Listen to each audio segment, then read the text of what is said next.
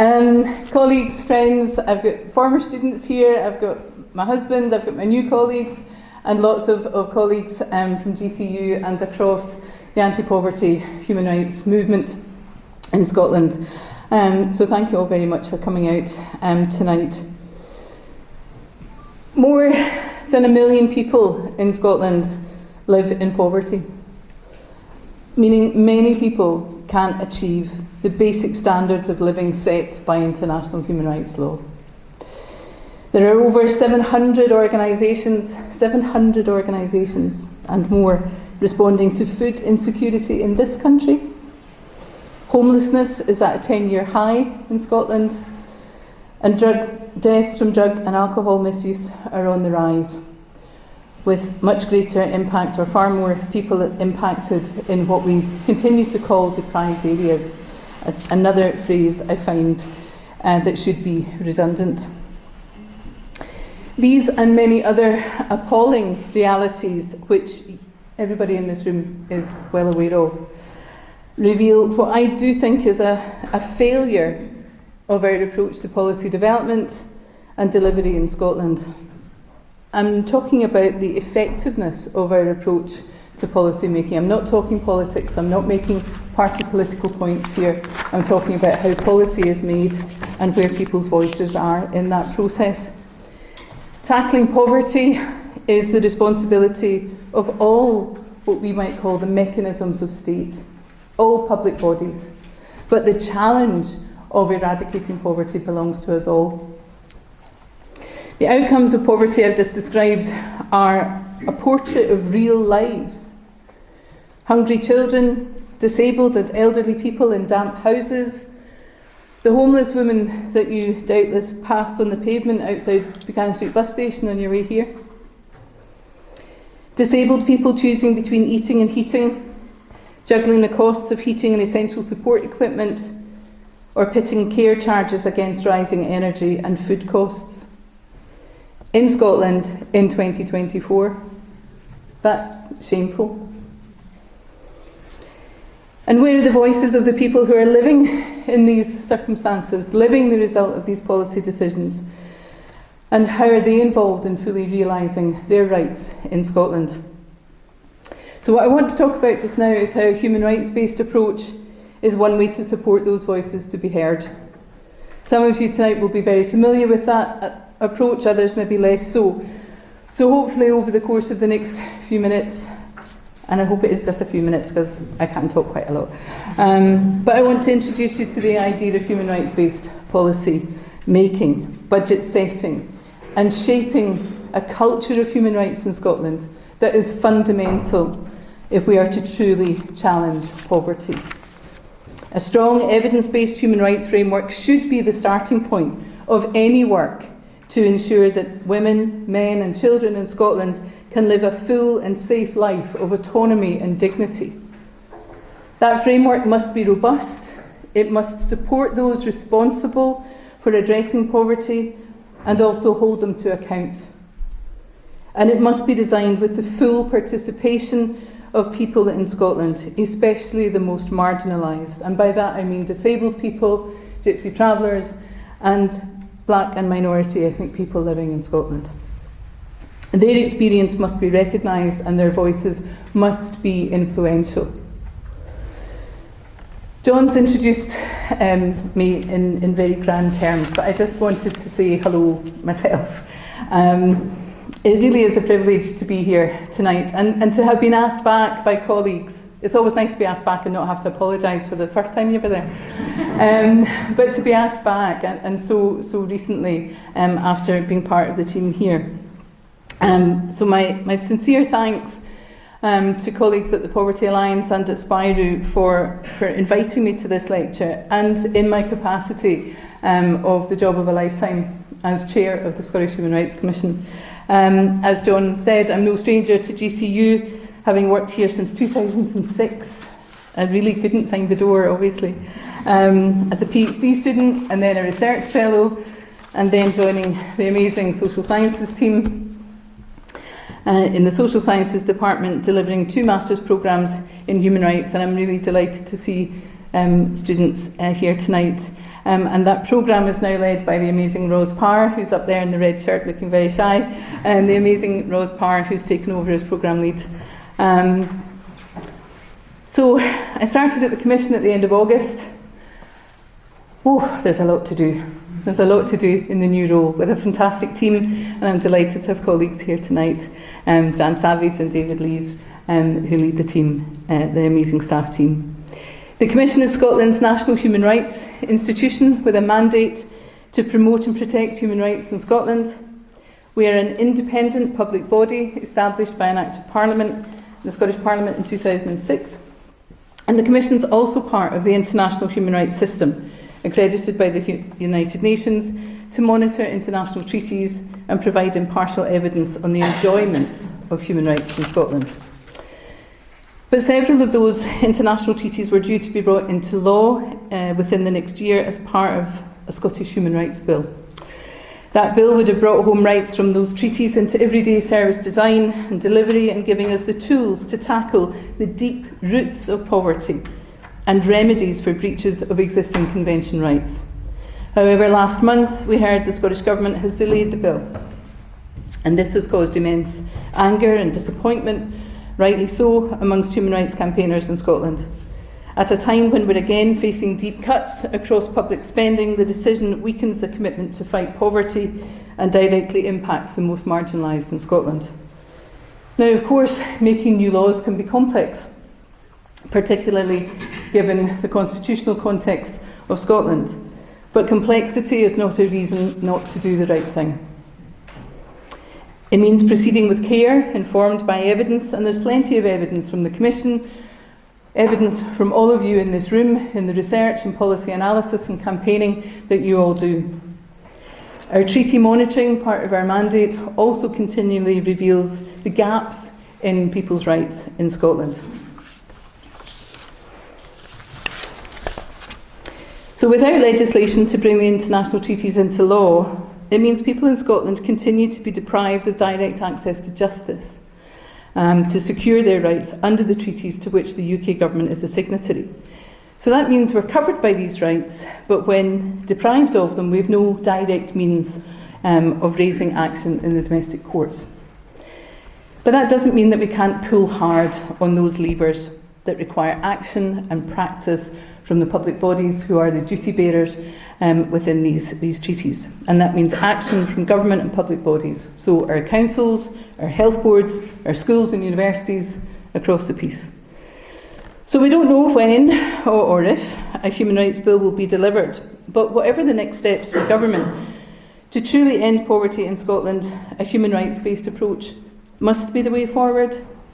It's how we can start to fix the systemic and structural causes of poverty. An approach that means people in Castlemilk and so many other communities in Scotland, rural and urban, can have a local supermarket, access to decent transport links, and affordable decent housing.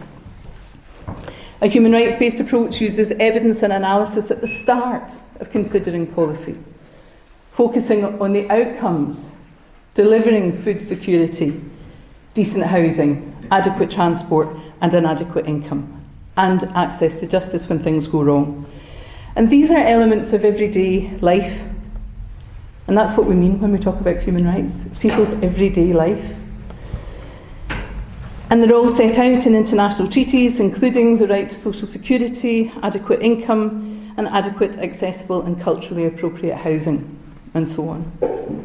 For example, and again, former students, apologies, you've heard this from me a number of times, the International Covenant on Economic, Social and Cultural Rights says clearly we have a right to work in decent conditions, we have a right to social security, we have a right to an adequate standard of living. Now this is an interesting one. A right to a standard of living, an adequate standard of living, including adequate food, clothing and housing, and to the continuous improvement of living conditions.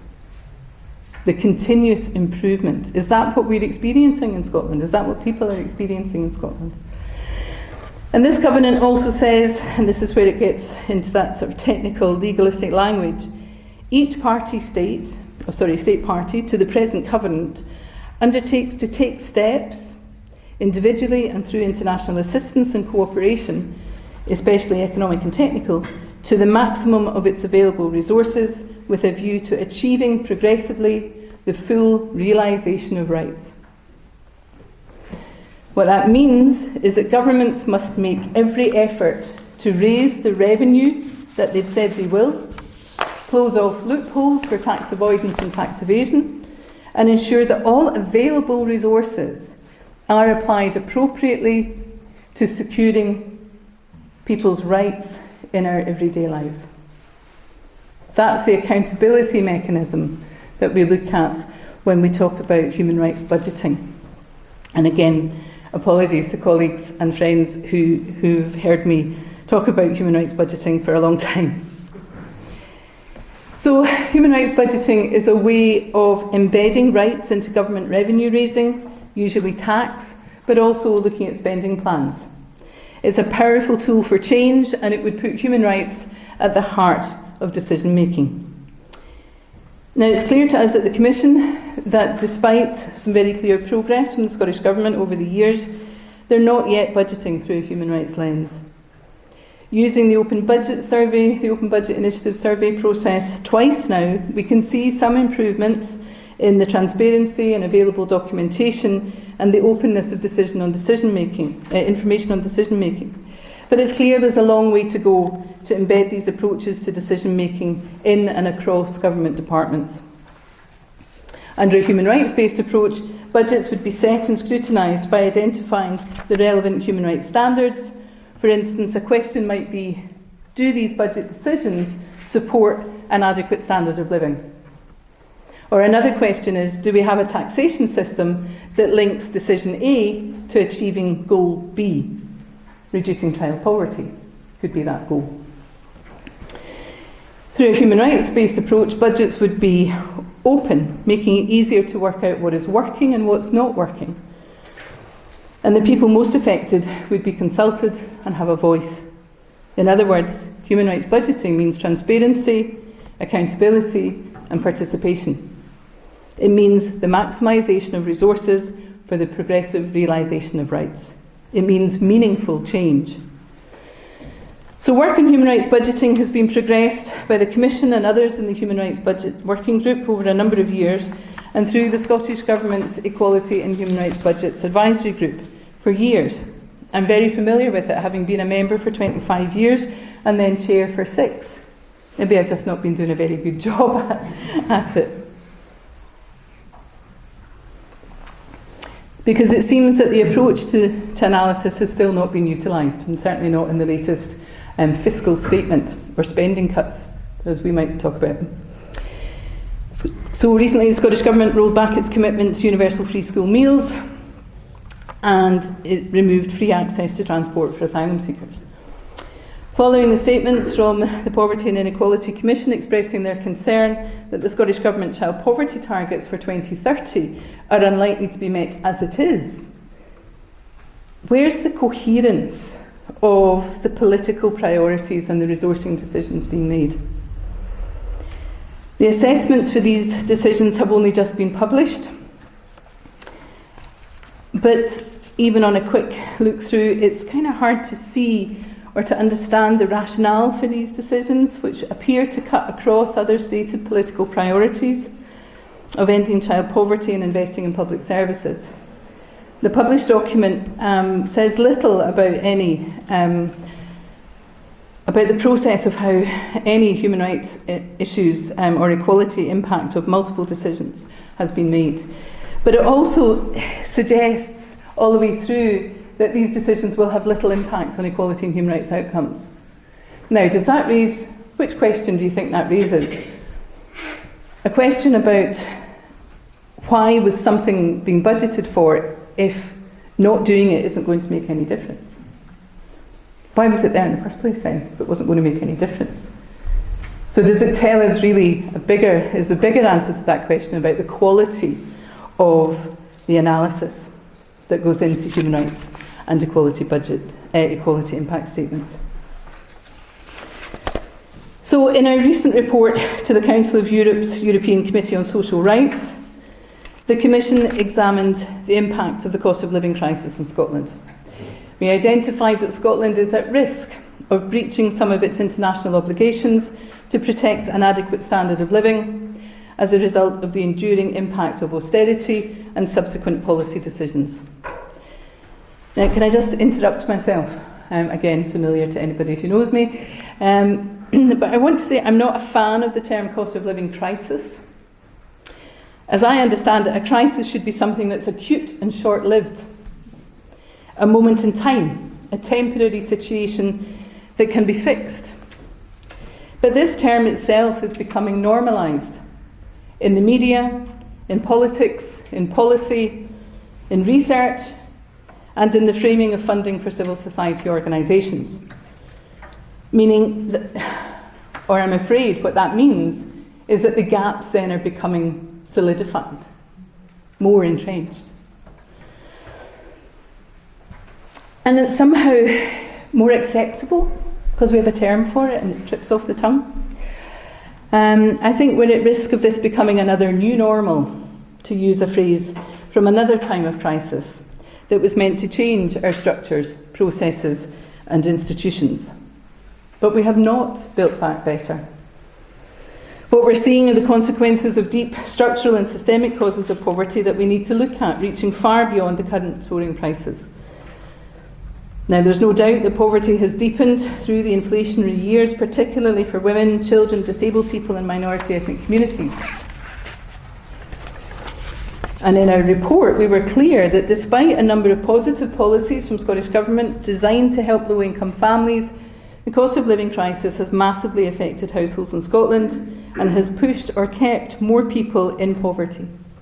Crisis funds such as the Social Welfare Fund are facing significant demand, while the budget for them is not increasing quickly enough, and other forms of support such as the Fuel Security Fund have been withdrawn. Food insecurity has increased. Food banks have been more common in the last 15 years, but specific considerable increases happened between 2022 and 2023.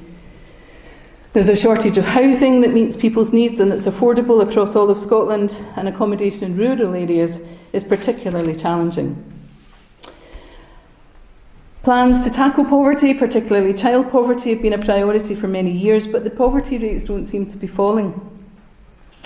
Local services are really struggling. Combination of local funding, local council funding, perhaps not being enough or perhaps not being allocated in a way that takes a human rights-based approach. And that starts with what do people need to lead a life of dignity and autonomy, and work from there on the resources being allocated. So in our report to the Council of Europe, based on acknowledging some of the positive action that's happening, but is maybe having limited impact, albeit as a consequence of a number of contextual factors, we offered three main conclusions. That the emergency payments created to help households manage in the cost of living crisis have not necessarily been part of a joined-up strategy. So other costs have been increased elsewhere, or where money is diverted to subsidise high energy costs and pay low-income families to meet those high energy costs. Which lever would you pull to make sure that the benefit rests with low-income families? Just saying. But thirdly, we called for a human rights-based approach to budgeting to support a more fair, effective and efficient generation and use of resources. And in this way, government and public bodies can far more effectively tackle issues such as poverty, poor housing and social care. Now, no one is going to deny that the fiscal space in Scotland is tight. But as the Scottish Fiscal Commission, now not somebody you would immediately turn to for arguments about anti-poverty and inequality, but they've been very strong and consistent in recent years, that we have to change how policy is made in Scotland and how we think about raising and allocating resources if we are to address the deepening gaps that produce a failure of rights and a widening of inequalities. Poverty Alliance and other partners are engaged in work to promote and secure implementation of a minimum income guarantee, meaning a basic income for all, or a basic floor below which people's incomes should not fall. This would be one way of meeting the minimum core of ensuring access to an adequate income. There are other policy options, but this is one that many anti-poverty organisations are exploring with the Scottish Government. As everyone in this room will be well aware, behind every statistic, behind every decision made by government, or in the University Senate, or in a local council meeting, there are real people. Their experiences, evidence and views are a central part of any human rights-based approach to budgeting and to policy making. In Scotland, we have many people facing absolute poverty and destitution through a combination of systemic and structural elements that are pushing people into deeper poverty and further away from help. Destitution is increasingly a focus of the Poverty Alliance action, and at the Commission we're engaged in a range of work to ensure access to justice, including highlighting where people can access information on rights, advice and advocacy. The policies of no recourse to public funds for asylum seekers result in further deeper poverty and isolation for this group. Just as the cost of living and accommodation as well as tuition fees mean many international students can end up destitute, sleeping in nearby bus stations, going hungry and cold. The combined effects include increased mental ill health, another area that has just seen very significant cuts recently, stress about debts, and there's colleagues in the room working on this, I know. Can't see Robin just now, but I know she's here. And a range of physical and other conditions, all with a siloed policy response rather than taking a rights-based approach. That means start by looking at where we are, what the gaps in rights realisation are, and then use all our resources in concert to address the problems and secure rights. And we know poverty disproportionately affects different groups. It's intersectional, John, to refer to an earlier conversation. It cuts across and through other forms of discrimination.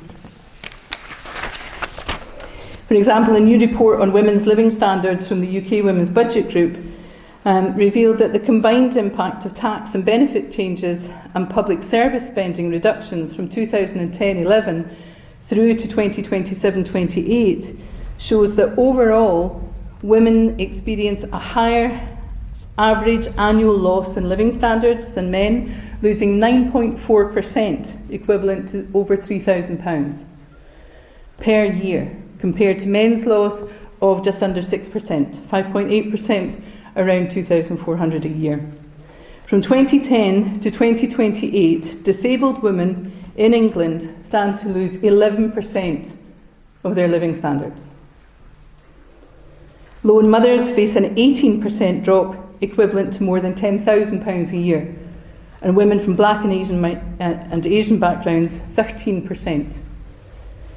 Overall, the poorest women are set to face a staggering 21% drop in their living standards, while men in the wealthiest population deciles experience a 2.8% loss.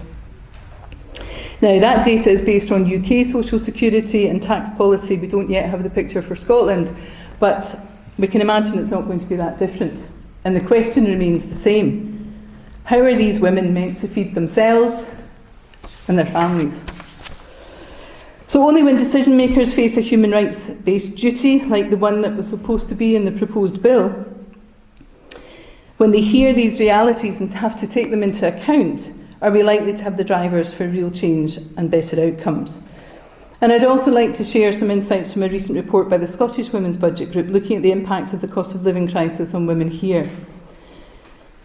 In their survey, they found that, for example, more than half of the lone mothers, women from minority ethnic communities and disabled women were struggling with energy bills. And one of the women commented, she's from a rural Scottish community, and she said, "I lost my job, and last year I also had to give up my car as I could no longer afford to run it. I live in an isolated village with the nearest town 10 miles away, and a return bus journey costs £10 and it's very sporadic. I went long-term sick, but I didn't have enough money and ended up in rent arrears, something that's never happened to me before. I also had to rely on food banks and energy vouchers, and I concluded that I'm too poor to be ill. I simply can't afford not to work." Now, if you're too poor to be ill in Scotland, you might assume that the state would provide a safety net to help. But it seems to be a hard but obvious truth that we're falling short. Policymakers undoubtedly understand and keep telling us they understand that we all have rights. But beyond this, there seems to be a limited understanding of how those rights can be used to design and deliver public services, ones that particularly address the needs of people in poverty. So, at the Scottish Human Rights Commission, alongside our advocacy and calls for human rights budgeting to improve taxation and service delivery, we're focused on bearing witness to people's lived experience in Scotland. The Commission's vision is a fairer Scotland where rights are respected, understood, and where there's justice when things go wrong. And as Chair of the Commission, I am committed to doing everything I can to work with civil society, with government and the people of Scotland to achieve this. We've recently launched our strategic plan for 24-28. We consulted widely with people in the development of that plan and commissioned new research on attitudes to human rights in Scotland. And we learned some valuable lessons, including that more than half of people in Scotland are quite disengaged from the idea of rights or even opposed to human rights. So it shows what a job we all have on our hands in terms of promoting an understanding of human rights. And we have a strategic objective to ensure that the Commission is informed by and works alongside people and communities throughout Scotland who have first-hand experience of how their human rights are not being realised. And we'll listen to people, we'll involve and work with people and use our mandate to deliver for people. And the Commission has made the impact of poverty and human rights one of its key priority areas, because we're concerned that persistent and systemic poverty in Scotland is linked to human rights denials for many people. So we'll be focusing in the next while on housing and homelessness, on the highest attainable standards of health, and on the right to dignity, which poverty strips away. And to make sure we're deploying our own human rights approach, we'll be working alongside human rights defenders, amplifying your voices and ensuring your experiences inform and shape our work. For example, we've recently completed work in the Highlands and Islands, meeting with community groups and local human rights defenders, hearing about fuel poverty, problems accessing healthcare and food, and that report will be published fairly soon, and you'll be able to read it on our website and other platforms and come and talk to us about it. And we're also working with a group of human rights defenders to end the practice of institutionalisation of people with learning disabilities and or who are autistic in Scotland, and with others on the rights of gypsy travellers. So the impact of poverty is visible across all of our work, because it's visible across the realities of people's lives in Scotland. We're also preparing our response to the next round of monitoring on the International Convention on Economic, Social and Cultural Rights. That's a mouthful. ICESCR. The timescale's tight, but we will be running some participatory events next month, so if you'd like more details, please do get in touch. And if anybody tonight would like to help inform our projects, we really do want to hear from you. All of our information is on the website. It's fairly straightforward, www.scottishhumanrights.com. Or catch me or Jan or David afterwards. I'd like to thank Poverty Alliance and Spiro for having me. Before I finish with a focus the way John did on the key policy asks for this year's Challenge Poverty Week. It seems to me those asks are all about securing the realisation of rights and reinforce the idea that human rights are not some remote or lofty ideal. Talking about rights in the context of our everyday lives has to be how we deliver the Commission's mandate to promote rights, raise awareness of human rights and educate public bodies, the duty bearers and everyday people, the rights holders. And a core part of building support and challenge for the realisation of those rights in Scotland. So this year, Challenge Poverty Week is calling for a Scotland where we all have safe, secure and sustainable homes. A Scotland where we can all get to where we need to go. Nice phrasing. A Scotland where we all have enough to live a decent and dignified life. A Scotland where we live without hunger. It's incredible that we're saying this in Scotland in 2024. And a Scotland where we value our communities and volunteers. But I'd like to add an ask of my own, that when the Scottish Parliament and others with responsibility for action on these asks, that they take a human rights-based approach. And if they don't know how to do it, that they'll ask for help. And we'll be happy happy to provide it. Because it's clear to me from many years of working to try and influence Scottish Government and public authorities that the knowledge base on human rights is poor, because building that knowledge base and mainstreaming the analysis has not been a priority. Often officials seem to be scared of a human rights approach because they worry it's too complex or they fear getting it wrong. But there's nothing to fear from doing the right thing. And that's how we will truly challenge and overcome poverty. Thank you very much.